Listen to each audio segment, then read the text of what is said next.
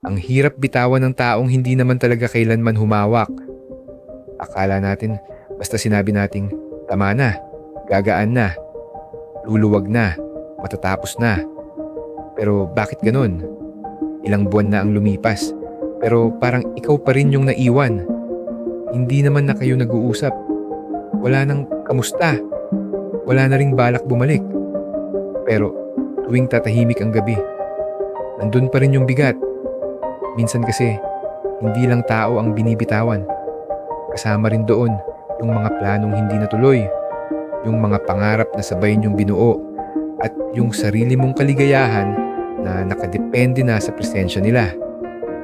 Letting go isn't just about forgetting. Minsan, it's about forgiving yourself for holding on too long, for loving too much, for hoping despite the signs.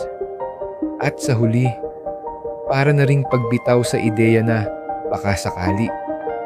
Baka hindi naman talaga siya yung hawak mo. Baka sarili mo lang ang ayaw mong pakawalan. Comment mo sa baba, ano yung pinakamatagal mong binitawang hindi tao?